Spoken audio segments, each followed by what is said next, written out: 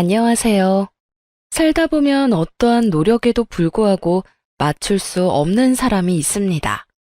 그렇기 때문에 이혼이라는 제도가 있다고 생각해요.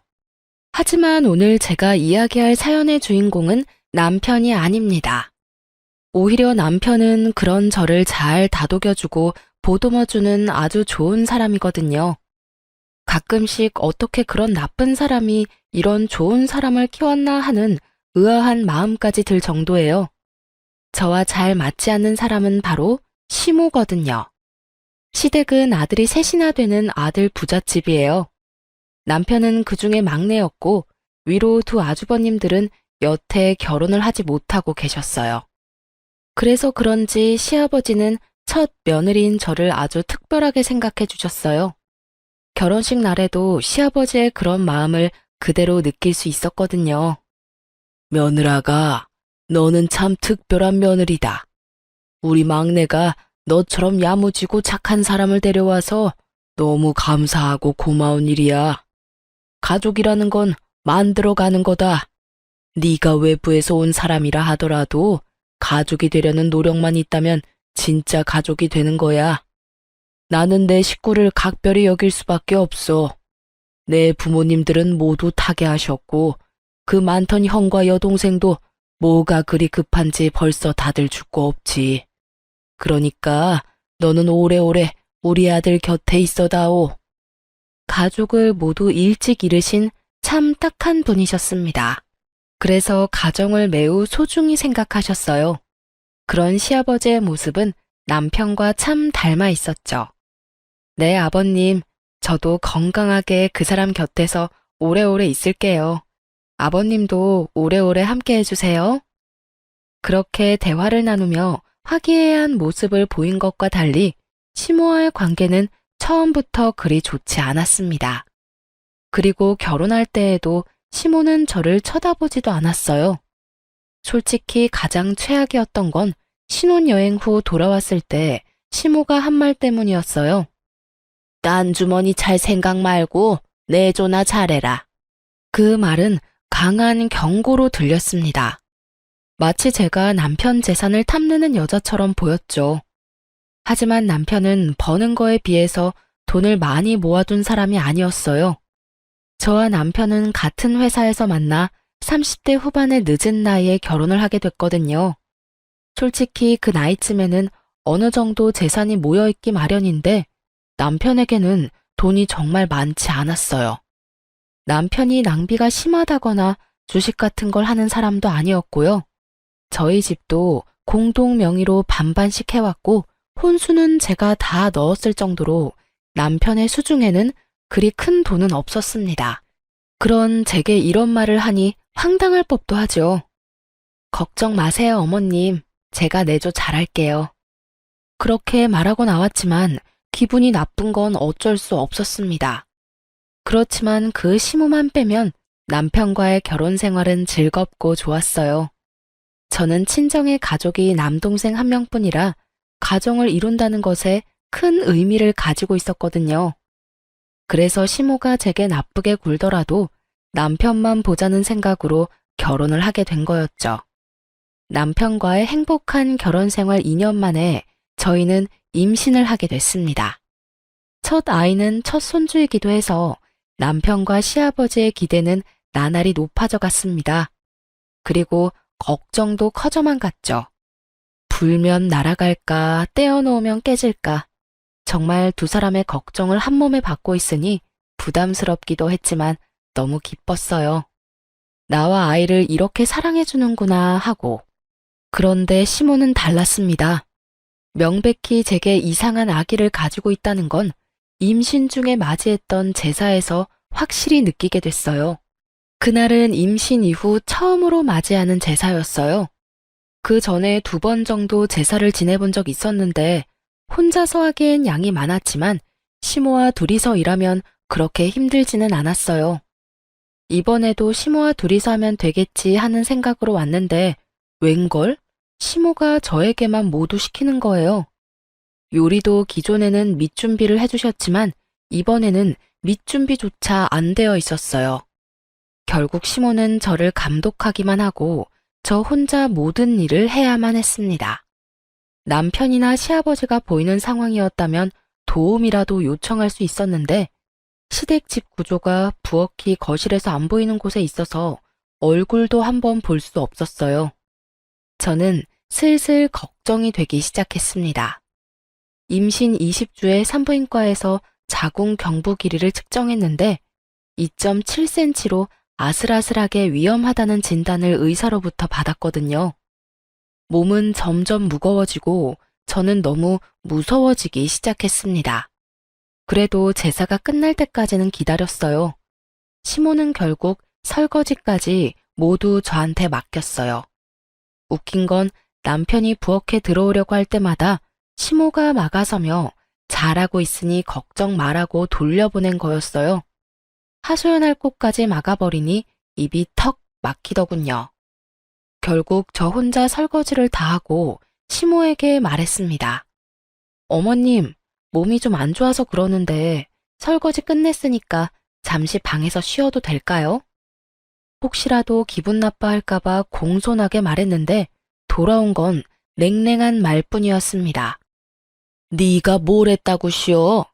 넌 어떻게 며느리가 돼서 시어머니보다 먼저 쉴 생각을 해? 너 임신했다고 대우받을 생각하지 마. 오늘 혼자 일했다고 나한테 뭐라고 하고 싶은 것 같은데 오늘부터 계속 너 혼자 일할 거야. 네, 그래도 오늘 일은 다 끝났으니까 쉬어도 되는 건 맞죠? 저도 말이 곱게 나오지는 않았습니다. 앞으로 혼자 하라는 그 이야기에도 한마디 하려고 했지만 몸이 힘드니 그냥 쉬고 싶은 마음뿐이었거든요. 일이 어디가 다 끝났니? 오늘 네가 해야 할 일 하나 더 있어. 냉장고 정리 좀 해야 하는데 해놓거라. 나이가 들어 힘이 없으니 일을 못하겠구나. 네가 더 어리고 쌩쌩하니 네가 해. 깨끗하게 못하면 깨끗해질 때까지 시킬 테니까 한 번 할 때 열심히 해. 알았어? 그렇게 말하고 시모가 돌아서는데 진짜 머리 뚜껑이 열릴 것 같더라고요. 내가 왜 여기까지 와서 시모가 어질러 놓은 냉장고 뒤치다꺼리를 해야 하나 싶었죠. 그런데 너무 스트레스를 많이 받았는지 배가 사르르 아파오더군요. 덜컥 걱정이 됐습니다. 저는 부엌에서 배를 부여잡은 채 남편을 불렀어요. 여보, 이리 좀... 무슨 일이야? 나 배가 너무 아파. 너무 무리했나 봐. 병원에서 자궁경부 길이가 짧아져서 조심하라고 했는데. 너 꾀병이지? 내가 일 좀 시켰다고 이러는 건 아니지. 어서 일어나지 못해? 시모의 말은 귀에 들어오지도 않았습니다. 아이가 잘못될까봐 그것만 걱정됐어요. 많이 안 좋아? 병원 가자. 내가 부축할게. 걸을 수 있겠어? 결국 시댁은 한바탕 뒤집어졌습니다. 남편은 저를 데리고 곧장 차에 실어 병원으로 향했어요. 저희 집과 시댁은 10분 거리였고 집과 산부인과 거리도 15분 정도라 금방 도착할 수 있었어요. 그런데 의사 선생님 표정이 좋지 않더군요. 유산 기운이 있으니 당분간은 누워 지내라고 말씀하셨어요. 그리고 입원해서 상태를 봐야 하고 퇴원해도 괜찮을 때까지는 좀 있어 봐야 한다고 했어요. 그 이야기를 듣고 있던 남편이 저와 아이가 걱정이 됐는지 얼굴을 찌푸리며 제게 말을 했습니다. 이렇게 될 때까지 일만 하는 바보가 어디 있어. 아이 생각해서 조금이라도 쉴 생각을 해야지. 나도 쉬고 싶었어. 그런데 쉴 수가 없었단 말이야. 어머니는? 어머니도 같이 일하셨잖아.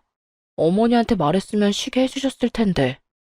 어머님은 오늘 손가락 하나 까딱 안 하시고 나한테 다 시키기만 하셨다고. 내가 쉬고 싶다는 말 안 한 줄 알아? 제사 준비도 요리도 설거지도 다 혼자 해서 설거지 끝나고 쉬고 싶다고 이야기했는데 어머님이 네가 뭘 쉴 게 있냐고 쉬지 말라고 하시잖아. 할 일이 아직 남았다면서 시댁 냉장고 청소까지 시키던데. 제 말에 남편 눈이 커지더니 당황스러운 표정으로 말했어요. 어머니가? 왜? 일단 알았어. 내가 어머니한테 잘 말해둘게. 미안해, 신경 못 써서. 난 당신이 힘들면 나와서 쉴 거라고 생각했지. 계속 그 안에서 일하고 있을 거라고 생각도 못했어. 그러고 보니 어머니도 이상하긴 했지. 부엌에 못 들어오게 하시더라고. 대체 왜 그러신 거지? 그러니까 이상하지. 왜 나한테 이러시는지 모르겠어. 임신은 모르시는 것도 아니고. 저번 제사까지는 같이 제사 준비하고 설거지도 했는데 오늘은 아예 나한테 다 맡겨서 엄청 당황했다고. 제가 쉬고 싶어도 쉬지 못했다는 걸 알게 된 남편이 저를 안아주며 토닥거려줬어요. 어쨌든 내가 너무 미안해. 당신 힘든 줄도 모르고. 밖에서 아버지랑 이야기한다고 당신을 못 챙겼어. 다음부터는 내가 당신 챙길 테니까 걱정하지 마. 그리고 어머니한테도 확실하게 이야기해둘게. 다음부터 그런 일 있으면 나한테 전화해. 같은 집에 있어도 전화는 할 수 있잖아. 그러면 내가 확실하게 막아줄게. 남편의 다정한 말에 저는 배시시 웃으며 답했어요. 이 순간만큼은 시모의 나쁜 악담과 행동도 모두 잊을 수 있었어요. 알았어. 고마워, 여보. 고맙긴. 내가 오히려 미안하지. 당신 이렇게 될 때까지 몰라줘서. 힘들면 연차 쓰고 당분간 좀 쉬어. 우리 귀여운 딸랑구도 안정될 시간이 필요하다니까. 그렇게 남편은 저 대신 시모에게 이 상황에 대해 확실하게 말해주기로 했어요. 저는 남편만 믿고 뱃속의 아이에게 집중할 수 있었죠. 그렇게 3일간 입원하며 몸을 안정시킨 저는 퇴원하고 집에 돌아와서도 며칠간의 휴가를 쓰고 휴식을 취하기로 했어요. 마음 편히 누워있는데 시아버지에게서 전화가 왔더군요. 일하시는 동안 바쁘실 텐데도 제 몸이 안 좋다는 이야기에 시간을 내서 연락을 해주셨더라고요. 네, 아버님. 그래, 몸은 좀 어떠냐? 뱃속에 우리 손녀도 별 탈 없지? 네, 잘 크고 있어요. 몸도 많이 좋아졌고요. 그렇게 대화를 두런두런 나누는데 현관 도어락 열리는 소리가 들렸어요. 남편인가 싶었지만 시간이 너무 이른 시간이라 남편은 아닌데 싶어 시아버지와 대화를 나누며 현관 쪽으로 향했어요. 그리고 현관에 나타난 사람을 보고 깜짝 놀라고야 말았죠. 바로 시모가 제 눈앞에 서 있더군요. 야, 너 싸가지 없는 년이 네 남편한테 뭐라고 짓거렸어? 어머님, 여긴 어떻게? 시모가 허락도 없이 도어락을 열고 들어와 제게 악담을 퍼붓기 시작했어요. 순간 저는 들고 있던 전화기를 아래로 내리고 시모의 목소리가 잘 들리도록 전화기를 고쳐 들었습니다. 시아버지가 이 모든 일들을 고스란히 들으실 수 있도록 말이죠. 그것도 모른 채 시모가 말을 하더군요. 내가 제사 준비에 설거지에 냉장고 청소까지 시켰다고 네가 일렀지? 그런데 그게 무슨 잘못이야? 시어머니가 며느리한테 일 시키는 게 뭐가 잘못됐냐고. 이런 일도 못할 거면 결혼은 왜 했어? 혼자 살면 되지. 임신했다고 아주 유별나게 구는데 너 그거 꾀병인 거 내가 다 안다. 너 때문에 나만 이게 무슨 꼴이냐고. 어머님, 갑자기 무슨 말씀이세요? 진정하고 말씀하세요. 진정은 무슨? 네가 일하기 싫어서 꾀병 부린 걸로 내가 왜 한 소리 들어야 해? 시집살이 네가 덜 당해봐서 모르지? 오늘부터 너희 집 살면서 시집살이가 뭔지 가르쳐 줄까? 새파랗게 어린 년이 남편만 믿고 어디서 어른한테 수작질이야? 내가 그렇게 만만해 보였어? 어머님, 꾀병이 아니라 병원에서 이미 진단이 난 사항이에요. 잘못하면 조산될 수도 있다고요. 지금 이렇게 서서 어머님한테 추궁받고 있는 이 상황도 저한테는 그렇게 좋은 상황이 아니에요. 다시 스트레스 받으면 또 병원에 가야 할 수도 있다고요. 오호라, 이번에도 네 서방한테 내 잘못이라고 일러바치려고? 오늘 내가 네 버르장머리를 고쳐놔야지 가만히 놔둬서 될 일이 아니었어. 애저녁에 정신교육을 똑바로 시켰어야 했는데. 시모가 제게 다가오려는데 시모의 전화가 울렸습니다. 흠칫하던 시모가 전화기를 보더니 저를 한 번 더 보더군요. 그리고는 스피커폰으로 전화를 받았습니다. 네, 여보. 당신 지금 뭐 하는 짓이야? 네? 그게 무슨 말이에요? 뭘 하다뇨? 지금 임신한 며느리한테 못된 시어머니 노릇하려고 그 집에 가서 그딴 말 하고 있는 거야? 당신이 생각이 있는 사람이야, 없는 사람이야? 이제 막 애가 잘못될 뻔한 며느리한테 찾아가서 뭐? 어떻게 알았어요?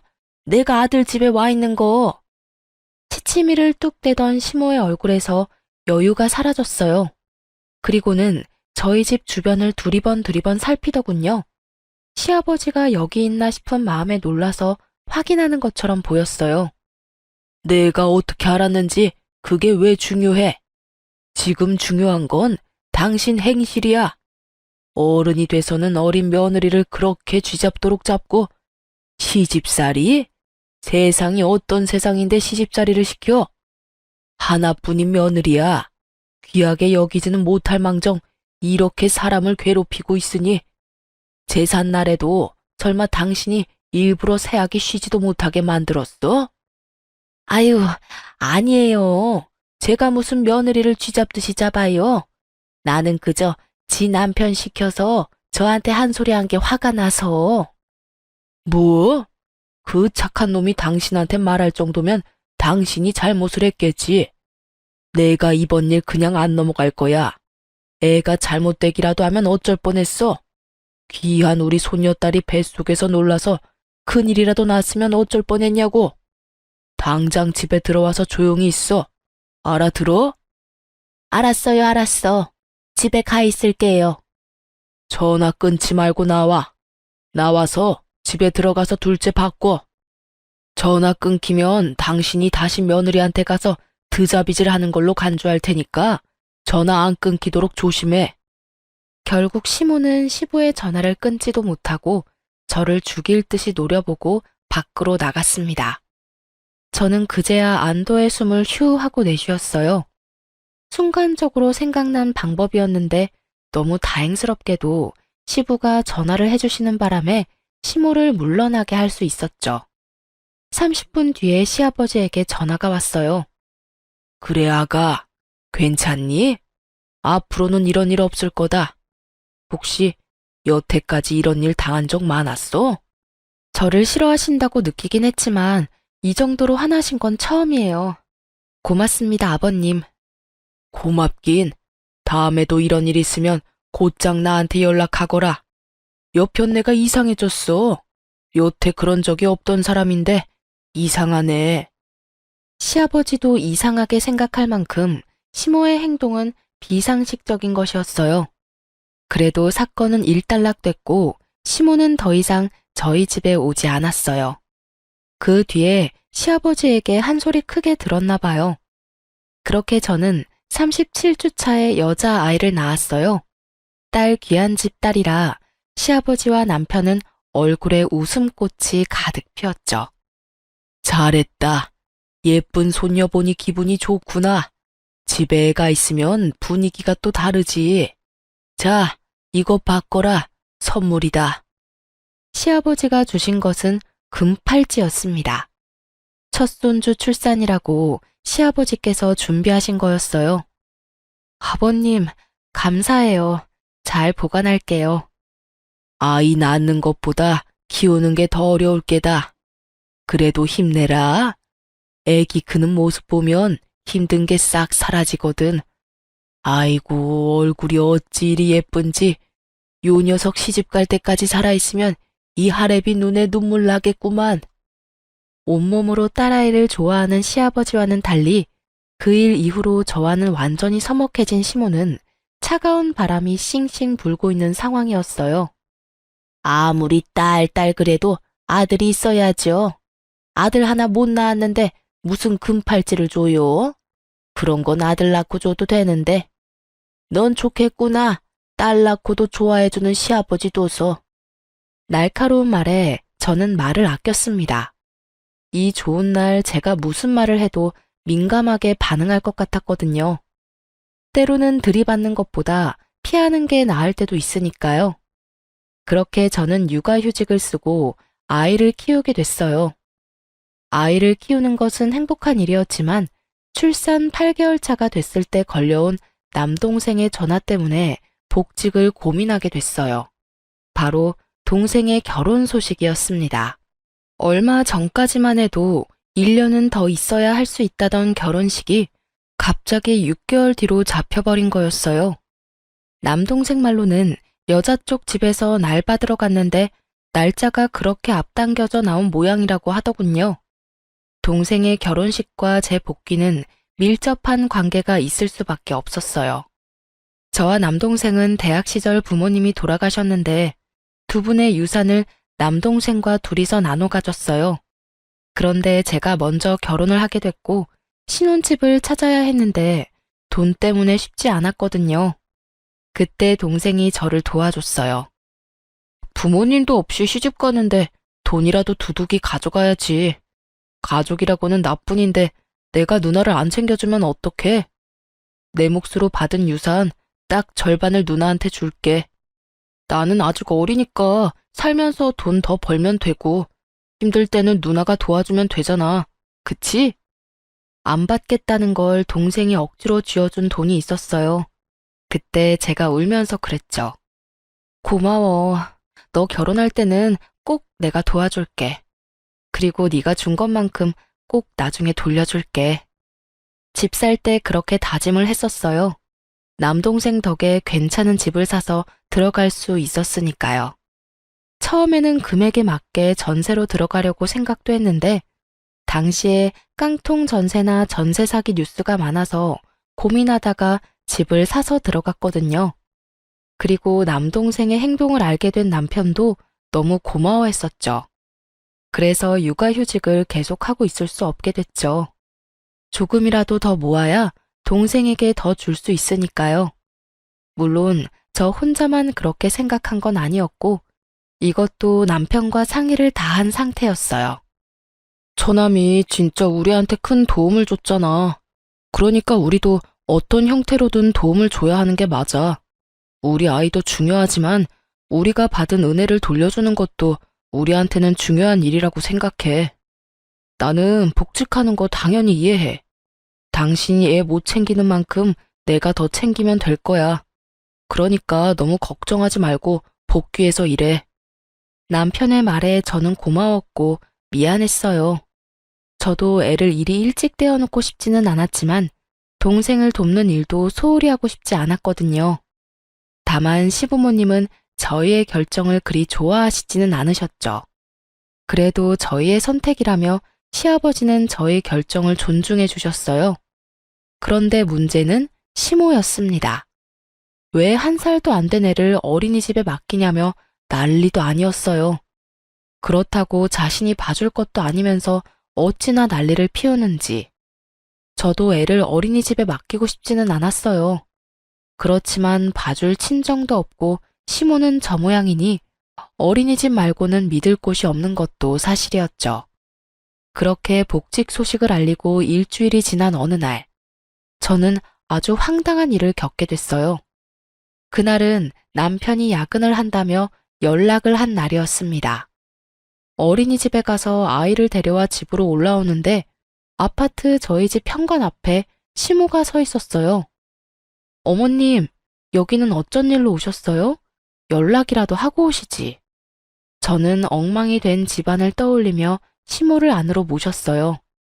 내가 오늘 어이없는 이야기를 들어서 말이다. 너 돈 번다고 일찍 복직한 이유가 네 남동생 때문이니? 제 남동생 결혼식 때 돈 해주려고 일찍 복직한 거야? 아, 들으셨어요? 맞아요. 저희 결혼할 때 동생한테 받은 게 있어서. 너 미쳤니? 어떻게 둘이 같이 번 돈을 네 남동생한테 갖다 바쳐? 그 돈이 네 돈이야? 남편이랑 같이 번 돈이지. 저는 당황했어요. 이분이 왜 이러나 싶었죠.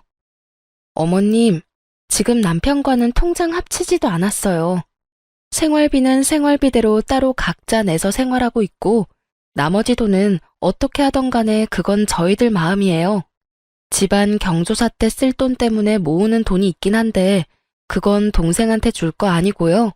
제가 번 돈을 모아서 동생한테 주는 거니까 남편 돈 쓰는 거 절대 아니에요. 그러니까 그런 걱정은 안 하셔도 돼요. 걱정이 왜 안 돼? 너희는 부부야. 돈이 모이면 서로에게 쓰는 게 맞는 거지. 그런 식으로 함부로 친정에다 돈 주고 그러는 거 얼마나 잘못된 건지 모르지? 저는 당황했습니다.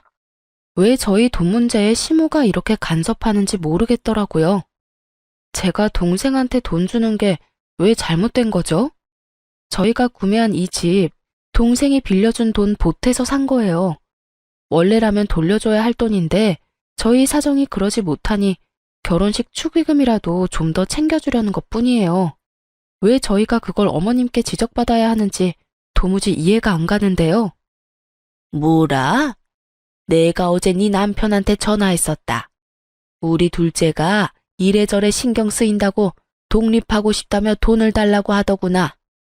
그래서 네 남편한테 전화했더니 돈이 없다고 하지 않니? 돈이 없을 리가 없는데 왜 돈이 없냐고 물었더니 이런 어이없는 말을 들었던 거야. 처남 결혼식이라서 돈 줘야 된다고.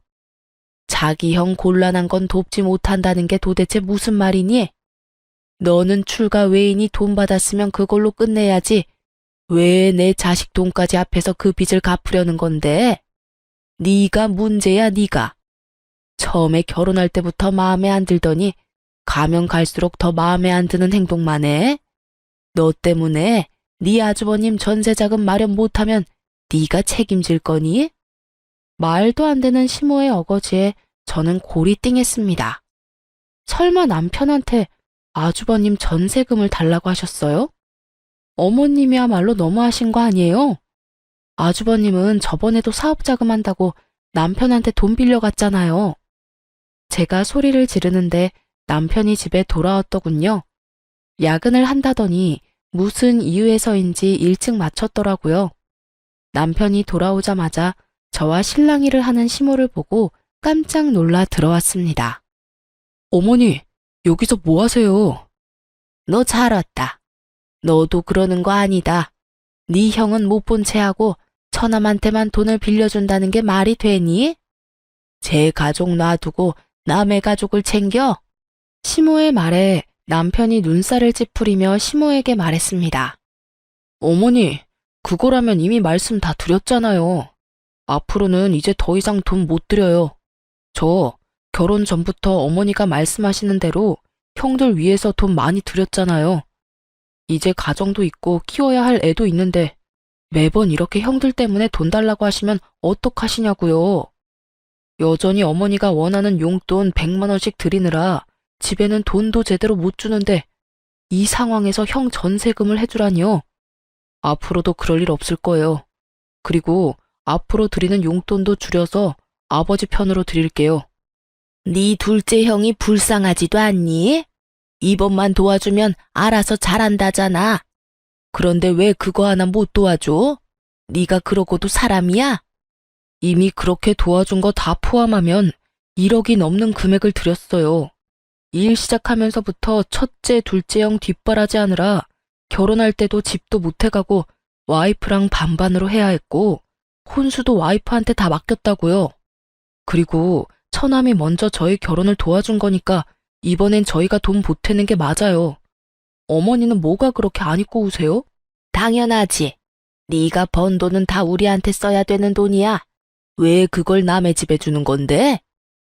처남도 제 가족이에요. 더 이상 이야기해봐야 제 입만 아프니 돌아가세요.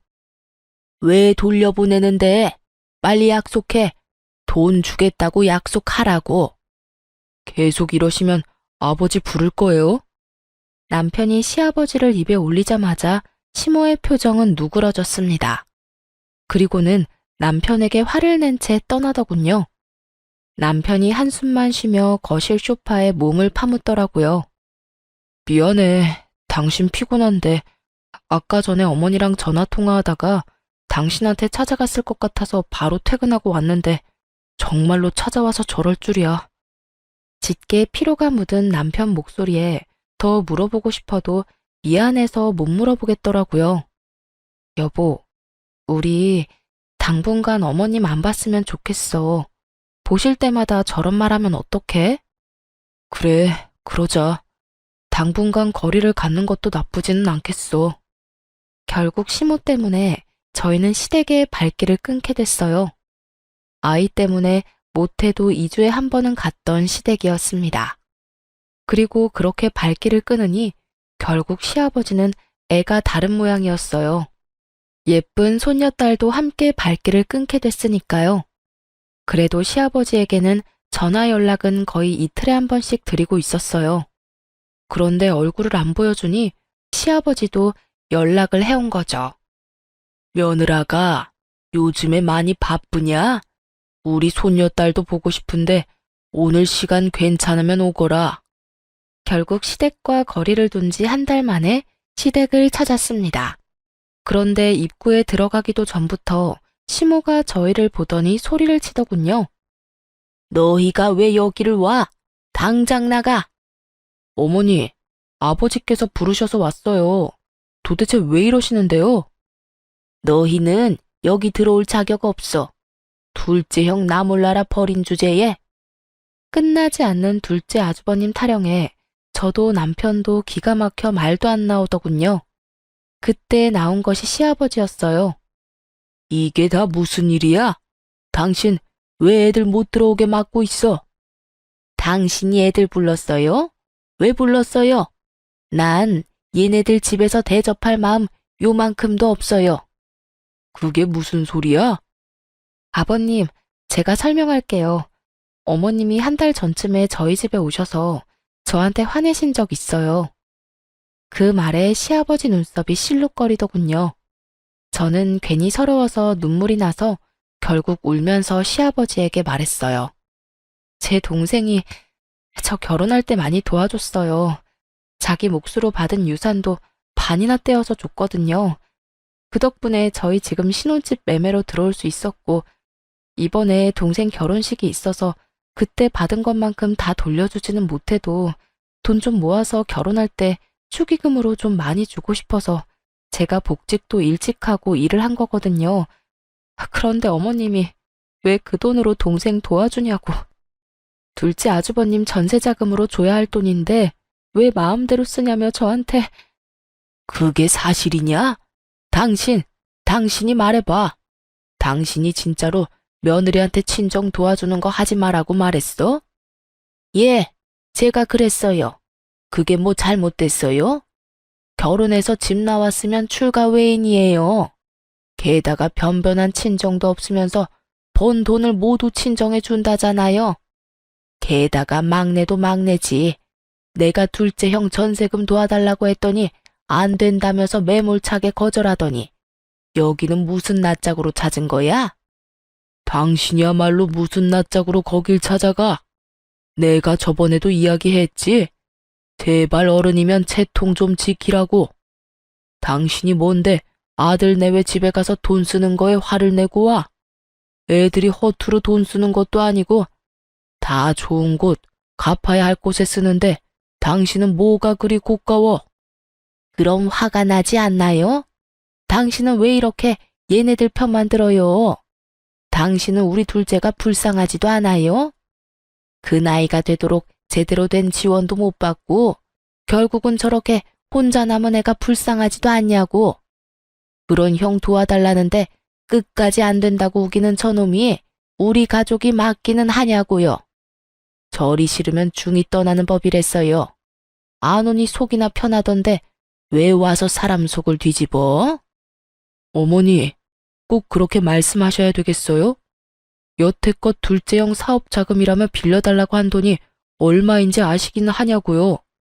저요, 그 돈 받을 생각도 안 하고 빌려줬어요. 그래도 내 가족이고 어머니 부탁이었으니까. 그런데 지금 제 꼴을 좀 보세요. 둘째 형 되지도 않는 사업에 돈 붓다가 지금은 어머니한테 매달 100만 원씩 드리고 있잖아요. 어머니야말로 저를 가족이라고 생각하시는 게 맞아요? 절 편할 때 꺼내 쓰는 돈통이라고 생각하는 건 아니냐고요. 매번 형님들 때문에 주머니 털리는 제 기분은 생각도 안 해보셨죠? 뭐? 이건 또 무슨 말이야? 왜 당신이 아들한테 돈을 100만 원씩 받아? 여보, 그게 아니, 둘째가 그때 사업한다고 설쳤을 때 돈 좀 빌려달라고 해서 대출 받아서 좀 빌려줬어요. 애가 잘 되면 갚겠다고 했는데 잘 안 되는 바람에 빚이 고스란히 남아서 막내한테 돈 좀 달라고 했죠. 솔직히 여태 이만큼 키워줬으면 그 정도는 해줘야 하는 거 아니에요? 뭐야? 지금 당신 미쳤어? 대출을 막내한테 대신 갚게 한 거야? 미치지 않고서야 이런 짓을 할 리가 없지. 설마 당신 친자식이 아니라고 이런 짓을 한 거야? 내가 뭐라고 그랬어?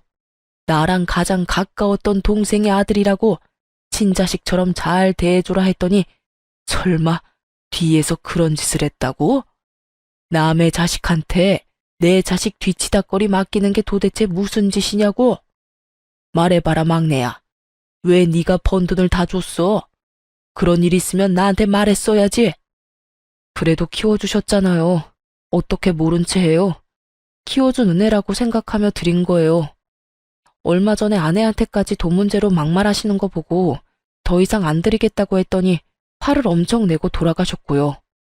듣고 있던 저는 이야기에 따라가기가 힘들었어요. 남편이 친자식이 아니라니. 시모에게 남편은 자식이 아니라 시조카였던 거예요. 그러고 보니 유독 시모가 저에게 못되게 굴고 남편에게 돈을 뜯어낸 게 다시 보이기 시작했어요. 그리고 저에게 못되게 군 것도 손녀딸에게 애정이 없었던 이유도 모두 이해가 갔죠. 제가 있어서 남편 돈을 온전히 다 못 받으니까 저와의 결혼 자체를 탐탁치 않게 생각한 거예요. 남편이 저와 결혼하지 않았다면 영영 자신의 친자식들을 위한 통장으로 사용했을 거라는 생각을 하니 소름이 쫙 끼치더군요. 착한 남편이 여태 두 형들 뒷바라지하느라 그렇게 돈이 없었구나 생각하니 남편의 주머니 사정도 이해가 갔습니다. 시부의 얼굴은 화가 나는 걸 넘어서서 곧 터질 것처럼 벌겋게 부풀었어요. 이 여편네가 정신이 나갔네 나갔어. 노망이라도 든 거야? 그래서 지금까지 막내를 그렇게 이용해 먹었다 이거냐고? 키워줬다는 이유 하나로? 키워준 은혜 갚는다는 막내한테 돈 뜯어서 당신 자식들한테 돈 갖다 바치고 다 털어먹고 생각이 있는 거냐고? 내가 저 녀석 제대로 된 인간 노릇할 때까지 돈 한 푼 주지 말라고 한 거 잊었어? 사업에 능력이 없으면 포기하고 다른 직장을 찾아야지. 나이 50이 다 돼가는 놈이 여전히 직장도 없이 집에 빌붙어 살고 그것도 막내 돈으로 속 편하게? 당장 짐 싸. 짐 싸서 둘째 녀석이랑 당신 둘 다 나가. 둘째 너는 제대로 된 직장 얻기 전까지는 집에 한 발짝도 못 들어온다. 얼른 나가. 시아버지의 말에 이 모든 상황을 관망하고 있던 둘째 아주버님이 황급히 나서며 말했어요. 아버지, 저는 잘못 없어요. 다 엄마 혼자 한 행동인데 왜 저한테까지 불똥이 튀어요? 내 말 못 들었냐? 네 놈이 일찌감치 자리 잡고 직장 얻었으면 이럴 일도 없었어. 동생 보기 부끄럽지도 않아? 아니, 이번엔 분명히 괜찮은 아이템이라 성공할 줄 알아서. 아이템 같은 소리하고 자빠졌네. 야, 똑같은 이야기를 벌써 20년째 듣고 있다. 네가 털어먹은 돈이 얼만지 알기나 해? 봐주는 것도 이제 끝이야. 그럼 집은요? 전세금이라도 주셔야 나가죠. 전세금? 네 앞에서 감히 전세금 소리가 나와? 첫 달 월세, 그것만 지원해 줄 테니 다음 달부터는 네가 일해서 월세 갚아. 100만 원 딱 줄 테니까 당장 나가. 배달이든 공사판을 뛰든 뭐든 해서라도 돈 벌어. 여보, 어떻게 그렇게 잔인한 말을 해요? 여태 돌봐줬으면 많이 봐줬어. 계속 끼고 돌고 당신이 막내한테 돈 뜯어다 둘째한테 바치니까 이 녀석이 아직도 정신을 못 차리는 거라고. 어디 감히 집안을 돈 나오는 봉으로 생각해? 그리고 당신도 같이 나가. 나가서 이혼 서류 받을 준비나 해. 시아버지 입에서 나온 이혼이라는 단어에 시모의 낯이 새하얗게 질렸습니다. 네? 여보, 이혼이라니. 안 돼요. 이혼만은 안 된다고요. 뭐가 안 돼? 이번 일로 당신이 우리 집안을 내 가장 소중한 동생과 시조카를 어떻게 생각하는지 잘 알았어. 동생 내외 죽고 그 아이 데려왔을 때 내가 당신한테 부탁했지? 이제 내 가족 중에 단 하나 남은 조카라고. 위로 형이 둘이나 있었지만 자식 남기고 죽은 유일한 내 핏줄이라고. 게다가 눈이 있으면 봐. 막내가 당신한테 얼마나 살뜰하게 잘했는데 친자식보다 더 친자식처럼 섬기고 받들었는데 그런 아이 마음을 이용해서 돈을 뜯어? 네가 인간이야? 귀신도 너보다는 착하겠다. 그러니까 나는 당신 용서 못해. 그리고 둘째 싸고 돌며 집안 돈 다 떨궈먹은 것도 이해 못하고. 여보. 시모는 시아버지의 바지를 붙잡고 매달렸지만 시아버지가 차갑게 뿌리쳤습니다. 예, 막내야. 네가 어떻게 해봐. 다 너 때문에 이런 일이 벌어진 거잖아. 너 때문에 나랑 네 형 집에서 쫓겨나도 되는 거냐? 또, 막내한테 그만하라고 했지? 막내 잘못이 아니라 당신이랑 둘째 잘못이라고. 애먼 사람한테 책임 전가하면 할수록 내 생각이 굳어진다는 것만 명심해. 결국 시모와 둘째 아주버님은 강제로 집을 나가게 됐어요. 시아버지가 용달차를 불러 시모와 아주버님의 짐을 싹 다 실어버렸거든요. 어딜 가든 제대로 된 직장 가지면 여기 돌아올 생각하지 마라. 그리고 당신 막내한테 연락 한 번만 더 하면 내가 다리 몽둥이를 분질러 버릴 테니까 그렇게 알고 있으라고. 결국 시모는 그렇게 애지중지하던 둘째 아주버님과 시댁에서 나가게 됐습니다. 그 이후로는 저희 남편이 주는 돈도 못 받게 됐고 단칸방에서 두 분이 살게 됐다고 해요. 게다가 나간 지 얼마 안 돼서 이혼 서류까지 받았다고 하더군요. 시아버지가 그 이야기를 하며 저한테 그러셨어요. 미안하다. 내가 좀 더 신경 썼더라면 이런 일이 없었을 텐데. 우리 집안 사정 때문에 며느라기 네가 힘들었지? 괜찮아요, 아버님. 저희는 지금이라도 다 바로잡을 수 있어서 다행이라고 생각해요. 그래, 그 두 사람한테 연락 오면 언제든지 나한테 전화하거라. 내가 가서 혼쭐을 내줄 테니까. 그렇게 시모와 둘째 아주버님이 나가고 집안은 평화를 찾았습니다. 그래도 평생을 함께한 시모와 둘째 아들이 그런 짓을 저질렀다는 걸 알고 나서 자괴감에 굉장히 힘들어하시는 것 같았어요. 그래서 저희는 시아버지와 함께 만나서 식사도 자주 했고 집으로 초대도 많이 했어요. 그리고 아이와 시아버지를 모시고 함께 여행도 다녔죠. 예쁜 손녀딸과 함께 지내면 비어버린 마음 한구석도 채울 수 있을 것 같아서 그렇게 해드렸어요. 그날도 시아버지께서는 아이를 목에 태우고는 여행을 갔다가 집으로 돌아오는 길이었어요. 시댁 앞까지 시아버지를 모셔다 드리려는데 그 앞에 시모가 서서 시아버지를 기다리고 있더군요. 싱글벙글 손녀 재롱에 즐거워하던 시아버지의 얼굴이 얼음장처럼 순식간에 차가워지더군요. 여긴 왜 찾아왔어? 여보, 잘 지내고 있으니 보기 좋네요. 다른 게 아니라 둘째가 직장 취직했어요. 택배 일인데 그래도 돈 벌고 있으니 이제 자기 앞가림도 하고. 그러니 이제 저도 다시 여기로 돌아오고 싶어요. 제 평생 이룬 것들이 다 여기 있는데 아들놈은 제 돈 벌기 시작하니 저한테 돈 한 푼도 안 주고 나가라고만 하고. 돈을 벌기 시작한 둘째 아주버님이 자기가 번 돈을 쓰는 시모가 눈에 거슬린 모양이었어요. 그래서 나가라고 한 모양이더군요. 갈 곳 없는 시모가 여기로 오는 건 어쩔 수 없는 순서였고요. 참 웃기지도 않았어요. 극진히 대접해주고 받들어주는 시조카는 그렇게 구박하더니 그렇게 끼고 돌며 감싸던 자기 친자식에게는 도리어 구박을 받다니 세상 참 모를 일이에요. 차라리 우리 남편에게 조금만 더 잘해줬다면 말년에 이 고생은 안 하셨을지도 모르는데 다 자기가 뿌린 씨앗인 거죠. 몇 개월밖에 지나지 않았는데 심하게 마음고생을 했는지 살도 다 빠지고 순식간에 늙어버린 모습에 저도 순간 깜짝 놀랄 정도였어요. 우리 이미 이혼했어. 잊었어? 나는 당신이랑 다시 합칠 생각 추호도 없어. 여보, 다시 한 번만 생각해줘요. 나도 반성 많이 했어요. 2번 다시 막내한테 그러지 않을게요. 저 지금 대출금 밀려서 큰일 나게 생겼다고요. 여태껏 막내한테 열심히 갚게 만들었으니 이제는 둘째한테 갚게 하면 되겠네. 둘째도 나 버렸다니까요.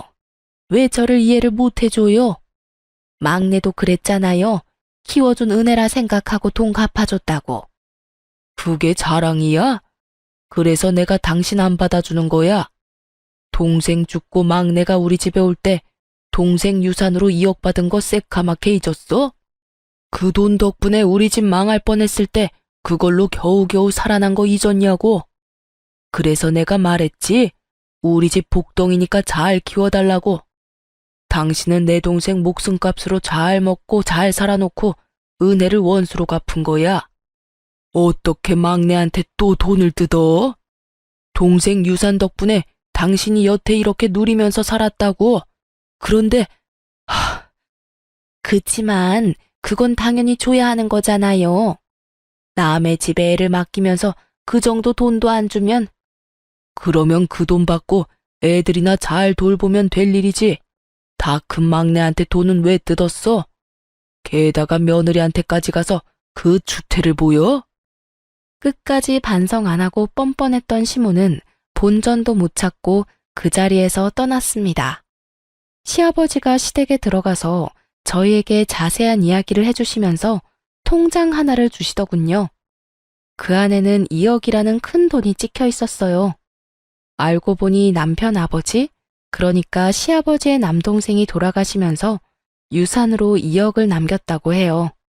그걸로 급한 불 끄느라 그만큼 돈 벌 때까지 이렇게 오래 걸렸다고 하시면서 말이죠.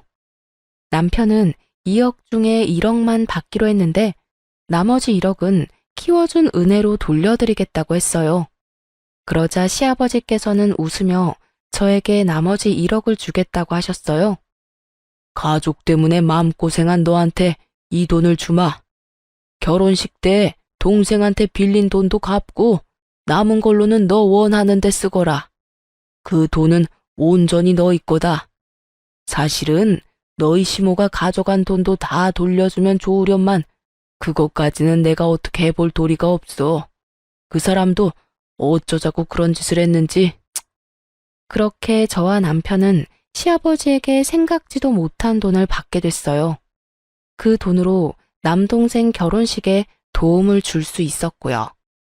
남편은 갑자기 생긴 돈에 놀라면서도 아이를 위해 잘 놔두겠다고 말했어요. 시모도 저희 남편에게 조금만 더 잘해줬으면 이렇게 늙어서 고생할 일은 없었을 거예요. 시댁은 안정을 찾았고 저와 남편의 생활도 안정을 찾았어요. 그리고 저는 둘째를 임신 중이죠. 시모가 저와 맞지 않다고 사연 처음에 말씀해 드렸는데 실제로는 많은 사람과 맞지 않았나 봅니다.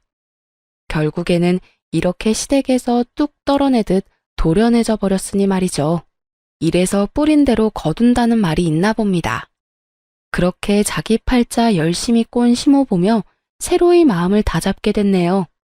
평생 잊지 못할 교훈을 주셔서 그 교훈 가슴에 새기고 살고 있어요. 지금까지 제 사연 들어주셔서 감사합니다. 좋은 하루 되세요.